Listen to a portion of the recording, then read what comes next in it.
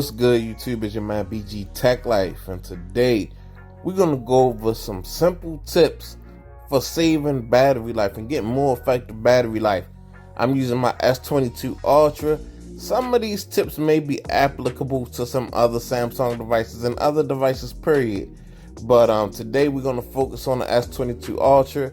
We're gonna go through the menu, and I'm gonna help you guys save a little battery life. Let's say you're in a condition or position where you're not going to be able to charge your phone, or you're not going to be able to just get what you need to charge your device, and you need your device to last for a while, or you just want it to last longer, period. In any situation, there are going to be there are some sacrifices, but let's just get straight into it. So I'm going to go ahead and pull a navigation bar down. Let's go to menu.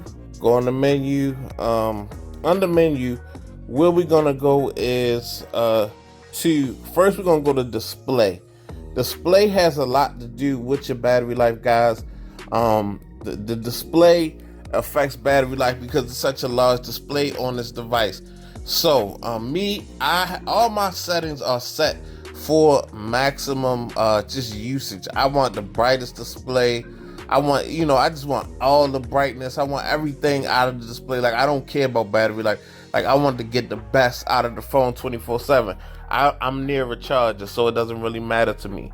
But okay, so if you look, you got brightness and you got adaptive brightness. Now, adaptive brightness can help you. If I cut adaptive brightness on, it will help you. It will determine when the screen needs to be not as bright and when it needs to be brighter. So you will be able to save battery life by not just having your brightness turned up all the time like me.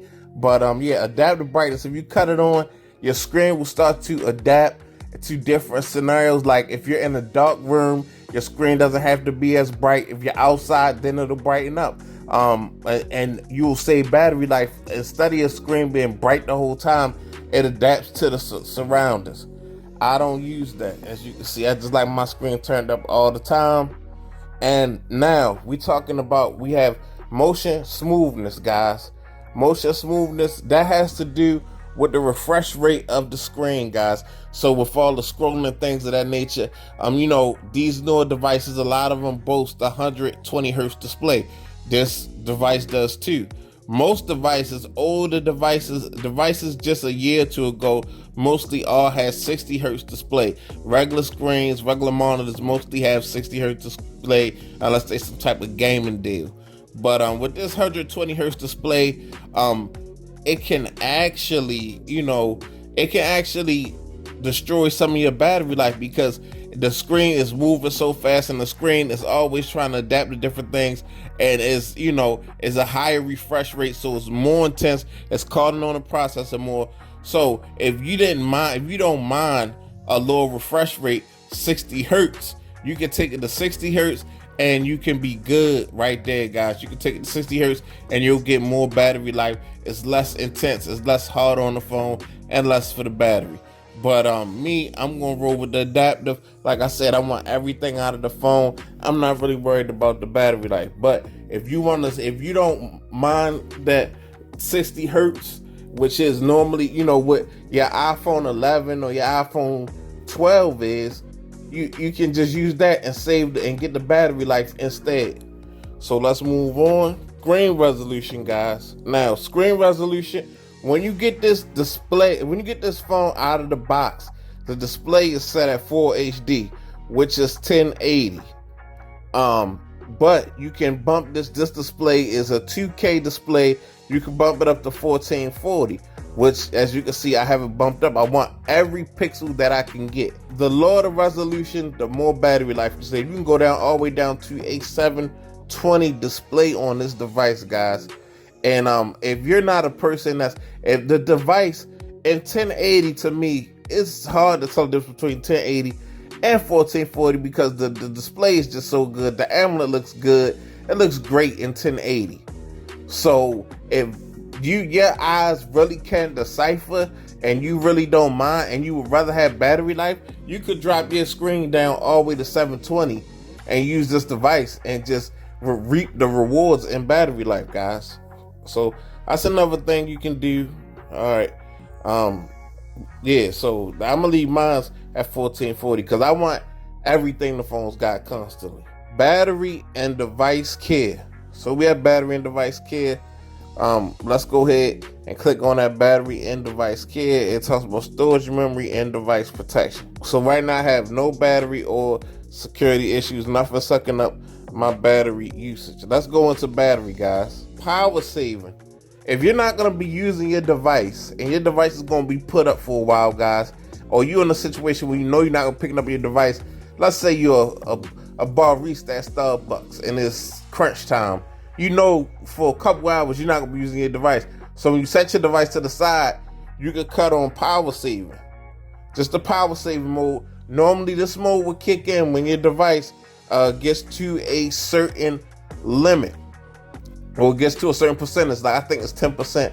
15%. When this device go down to 15%, it asks me, do I want to go on the power saving mode? So they tell you how long your phone right now will last on power saving, how much battery life you will have if you click on power saving mode with the battery that you got now. I got 46%. I say that could, in power saving mode, that could last me 10 hours and 52 minutes. So power saving mode, background network usage, syncing, location checking will be limited so it doesn't keep tasking the battery. Motion smoothness will be changed to a standard 60 hertz. We talked about that, guys. And they got other options, guys. Turn off always on display. Limit CPU speed to 70%. You slow down the phone a little bit. The processor is not aggressive. You know, it's like the same thing as gas, guys. If you got that Expedition that, you know, is an 8-cylinder motor, but sometimes you can put an eco mode, cut 4 of those cylinders off, and you save gas, but you don't have the power. Decrease brightness by 10%. Then you can limit apps and home screen for maximum power saving. Allow only selected apps, limit all background activity, turn off edge panel, and change the dark theme. That's a very extreme option right there, guys. But as you can see, there's a lot of things that you can do as far as saving battery on this device. And there's a lot of ways you can tinker. Okay, let's just check out more battery options, guys. Adaptive battery, extend battery life based on your phone usage. That's when your phone studies your phone studies the usage. A lot of times you notice the first week you have a phone, you might get really horrible battery life. Then after a week you get better battery life because the phone has kind of adapted to your use and optimized the battery life. So, you can have optimized best for most situations, high, get faster data processing, maximum, best for short-term use with processing intensive apps. So let's say if I wanted to maybe if I was rendering a video on Power Director, I would put my phone in maximum so I get the most use out the processor. Even though it would suck the battery life, at that point I'm not really worried about battery life. I'm trying to get this movie to render as fast as possible.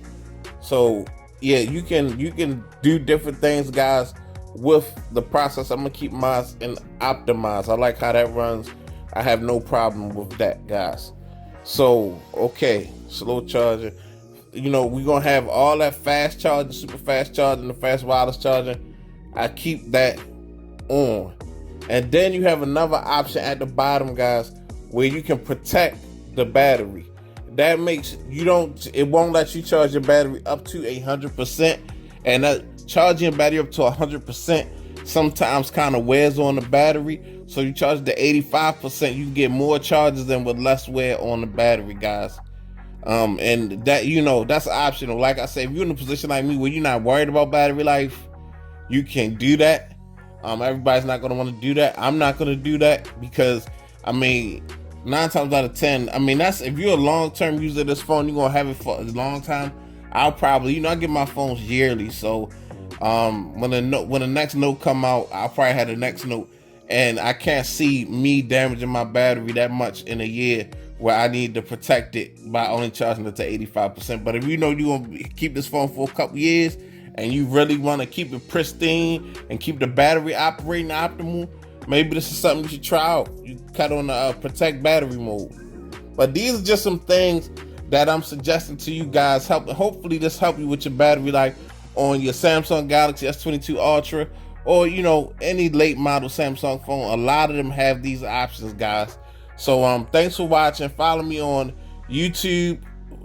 Well, subscribe to this channel if you're watching the video right now. Follow me on Instagram and Twitter, BG_TechLife. It's your man BG. I'm out. Peace.